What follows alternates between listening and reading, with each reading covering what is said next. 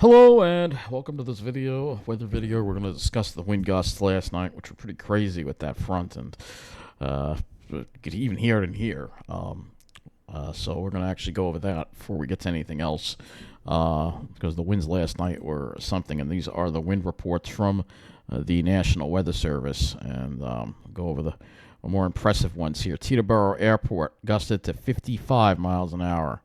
In Connecticut, Groton Airport in New London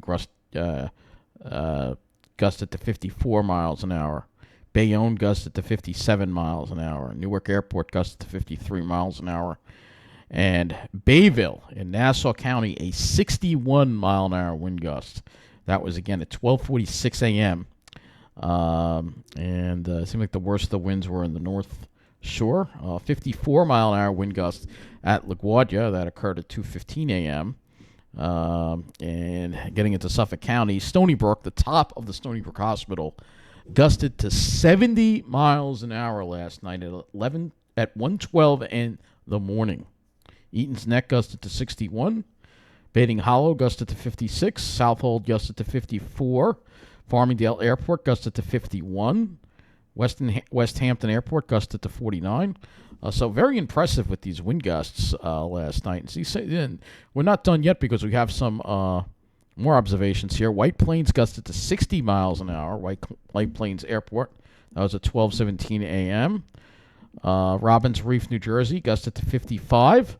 Robert Moses State Park. Well, it says a buoy southeast of 51 mile an hour wind gust there. So you could see very impressive wind gusts with this front that passed through yesterday, and I was making posts about it, showing some of the gusts here. This again, Stony Brook, pretty crazy, and we had some power outages too last night too. There was one in Garden City there that occurred from those winds, and there was some storm damage. I don't see any spot for local storm reports here at the Weather Service. But I feel like there was some trees into buildings and stuff and things like that. So pretty bad those winds were last night. Pretty bad. And looking, it's much calmer now. The winds are starting to get lighter. We've got a frost advisory for Suffolk County, and temperatures are in the mid 40s, 46 at Islip right now. Dew point is 25, so it's pretty chilly air today. That high of 59. That was at midnight, so don't let it deceive you, which is why I'm not going to display the highs, because during the day today, we were only in the mid-50s today. So much cooler than yesterday, obviously, mid-50s. And if we look at the climatological report, our normal high is supposed to be 57. So, generally mid-50s, and the temperatures have dropped to 45 at West Hampton, and we'll see if we get any radiational cooling. Well, it looks like it's already occurring in New Jersey. Just as we were looking at last night, the winds are lightening up more over New Jersey, and they are already down to 30 at the Miller Air Park west of Toms River, and they were at 61, but again, that was a midnight high. And you could see here 30. I think they're going to go into the 20s tonight in the Ocean County Airport there in the Pine Barrens there in New Jersey, west of Toms River. Warmer here because we still have the winds here, and you can still see some wind gusts, especially out in the out east here, out in Southold, a wind gust to 29. And if you go further to the northeast, closer to that storm, where that storm is, you can see where some of these stronger wind gusts are, like in Nova Scotia and stuff. So that's where your stronger wind gusts are in Newfoundland. Yep, we've got some here. Oh yeah, look at this again. We've got in Newfoundland, we've got 59 mile an hour wind gusts. They gust to 64, so another windstorm for them to deal with. But the winds will be dying down tonight, I think. And again, those winds were pretty impressive. But as far as today goes, we did have a lot of clouds around today. Some sun, but probably more clouds than not here over Long Island. Maybe a little less over New Jersey. But you can see all this instability, cloudiness here. That we had. A lot of it's actually from the lakes, so you're going to have that again, the lake effect, and that might be an issue next week, especially as far as lake effect snows go. They may have their first snow, but I'm not going to talk about that in this video. We're going to cover the weather through the weekend, but you can see a lot of clouds around, and now we got some high clouds kind of spilling in Looking at the satellite, you can see some high clouds spilling in, showing what the day was like again. We had a lot of these kind of clouds around. But last night, though, luckily after the front passed, we had a nice clear sky, and I was able to get a very nice picture of the moon. Full supermoon there from last night.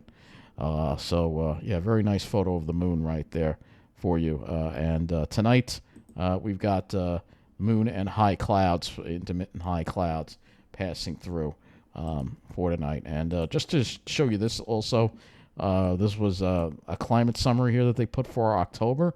By the way, you can see most sites were above normal, except for Bridgeport. Most sites were above normal temperature-wise. Islip and Kennedy being the highest above normal.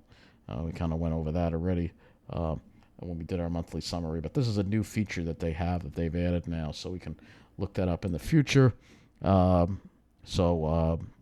go and look at the larger view here on the satellite, and you'll see that there is a low pressure area with a cold front that's going to be a front that's going to be passing, though it's actually going to bring warmer air in for Saturday. But we'll still have fair weather tomorrow. Looking at our weather map here, and you can see here, you can see that here's the system right here that's going to be coming in here. So you can see it's almost like an occluded front that's going to be coming through, and then we'll have the stronger cold front as we get toward the weekend. And on the weekend, we will have to watch for rain on Sunday here. So here's day 2. This is actually tomorrow, and then I believe that's Saturday, later Saturday night, I think. Let's see. So let's go to the drought monitor next. So we're going to do that because things have changed with that. And you'll see here that we are no longer in a drought on Long Island. They put us in DO now, so abnormally dry because of all that rain we've had. No drought at the Jersey Shore. They're not in any classification. But if you go north and west of New York City, northern New Jersey, especially northwest New Jersey, still have moderate and even a small area of severe drought over Suffolk County. And then extreme drought still persists over Maine and extreme northern New England, where they haven't seen the rains that we have. But at least we're out of the drought situation here, or out of the drought classification, and I think we'll hopefully continue with that trend. So let's go look at the models now. We'll talk about what's going to be happening as we head into the weekend, because things will be changing. We have the drier air in place right now. You see that high over us. Let's shift this to the European model. Is that high over us? That high slides offshore. Into tomorrow, we get a warmer airflow, and you'll notice here comes another front. You'll notice also the isobars are getting bunched up again, so we'll see our winds increase again as we head into tomorrow night. A chance of a shower. This is the secluding front, so chance for showers overnight into Saturday morning. Then Saturday turns out to be a nice day, and then Sunday, here comes the next system, this low that's going to develop, and that could bring some rain for us. It's actually this is trending a little slower than it was earlier. And now it's showing maybe part of the Sunday will be dry and the rain's going to come in the evening. And then behind that, here we go with this huge trough into next week. It's going to take a while, though, for that. Again, the European wants to slow this down a little bit, have a low form along it, so rain could linger into part of Monday. But here's this huge plunge of air that comes in for next weekend, a huge just plunge of cold air that's going to come through. You could see that right there into next week. As we get into next week. But as far as now, let's see if the GFS does that. GFS is significantly wetter with this system, too, that we would have Sunday into Monday. But you can see that it just dives straight down, which usually means that, unfortunately, the coldest air is probably going to dive straight down. Yeah, of course, it does that. Goes right into the southeast instead of going over us. Well, that's let's see the European. Let's see, the European probably does the same thing. Yeah, of course. So they get all the best of the air mass. But that's next week. Let's focus on this weekend here. So, but you'll see that there will be a cool down, but the biggest cool down is going to, right now it seems like that's the way the trough is shaped, but we'll have to see as we get closer to it. But either way, there's going to be a major cool down as we get into next week. So anyway, let's go to the HRRR now. 0 is the HRRR. And you'll see here that high starts to slide offshore. We'll have increasing clouds tomorrow. Here comes your front, so there's a chance of a shower as we get toward, I would say, after 10 o'clock or so. A chance of showers with this cold front. And then for the rest of the day on Saturday, we should be fair.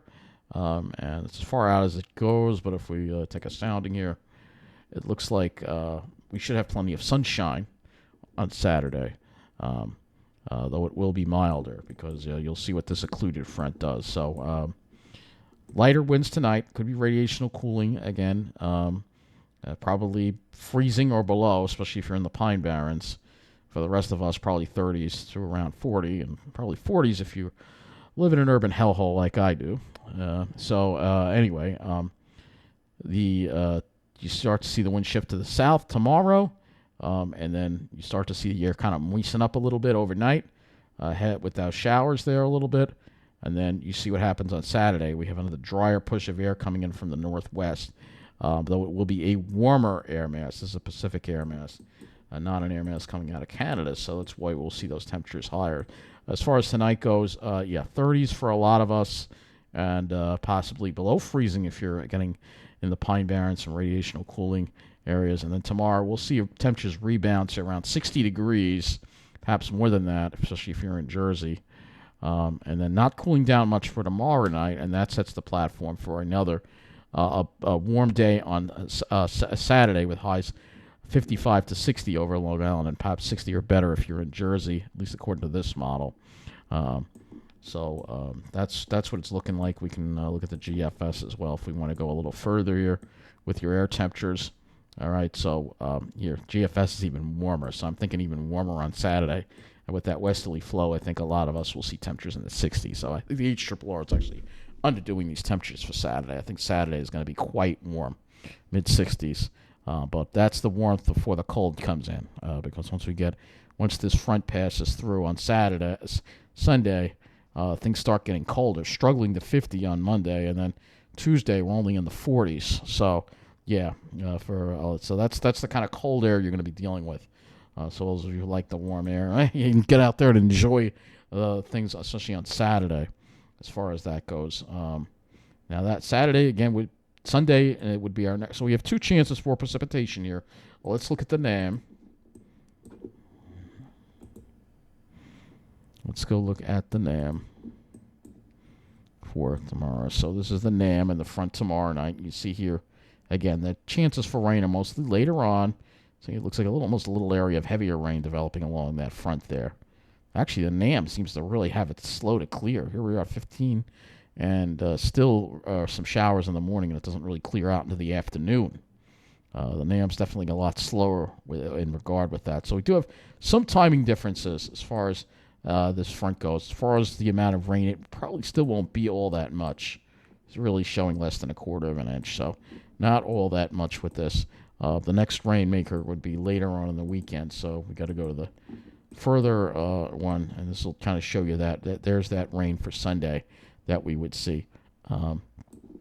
And as far as how much rain, this is saying how much rain we would get. This is a little bit on the lighter side, a half inch to maybe less than a half inch. I'm thinking this is underdone because we look at the European. European is showing more. It's showing more like ranging from a half an inch to maybe over an inch. And the GFS even wetter. So GFS showing even more. Well, fairly close. But it's showing a more substantial event as far as the rain goes for Sunday. Let's go back to the European here. I'll kind of show you this again. This is the European again. You can see there's like a low that forms along the front. So that could enhance the rainfall. And then I was originally hoping Monday would be mostly sunny, but this front's wanting to slow up, and the way this whole trough is shaped, I don't know if we're going to get any clear days out of this. Anyway, that's what it looks like right now for Sunday. I mean, not a torrential soaker, but we'll have to watch and see. I mean, we've got to see. We're going to go to this here and kind of see how much the amount of moisture that's getting pulled into this thing isn't that impressive. So, probably won't be like a torrential rain. It won't be like the last rain event we had, but it's going to be some rainfall. for sure. Let's go to the RGEM. And don't have the full 0Z RGEM in, but we'll go ahead and we'll look at the RGEM here. Again, showing that front for tomorrow. RGEM kind of goes out. You can see Sunday we're going to be dealing with some rain, but it won't be torrential, but there'll be some rain to deal with. Sunday is going to be a somewhat rainy day, I think. Let's go look at the skies. And you see tomorrow we'll have increasing high clouds, probably a good amount of jet chunk. But then Saturday, we maybe start off with clouds, but then probably gets mostly sunny by late morning. Should be mostly sunny. And then as we get into Sunday, you'll start seeing those clouds approach there. And there's that next system that we have at the ushering in the much colder air, a much colder polar air that we're going to see. And you can sort of see here what's going to happen. So maybe we clear out on Tuesday. GFS seems to think looks like maybe better if you're in New Jersey, maybe versus on Long Island, maybe more clouds. Hopefully we'll have some clear skies because I'd like some clear skies with some cold air. Would be really nice. So lastly, we'll just go ahead and we'll go to windy.com and just look at the wind situation. I don't think we're going to have to worry about any wind situations for the weekend, but we'll go ahead and we'll look at this just to see. The winds will pick up a little more tomorrow, and you'll see here we have some gusts up close to 30 miles an hour ahead of this occluded front that we're going to see tomorrow. Not wind advisory, but it will become breezy later on into the evening. I think we're going to have some pretty strong breezes, and then as we get toward Saturday, the winds drop off, and they're fairly light, but they will be from the northwest, so that's going to be a warm wind. I don't think there's going to be a sea breeze at all, so it will be a mild day. And then Sunday we'll start seeing the winds pick up again, but not really any wind advisory criteria for that. So anyway, that's going to wrap things up. Have a good night. Thank you for watching and enjoy the weekend.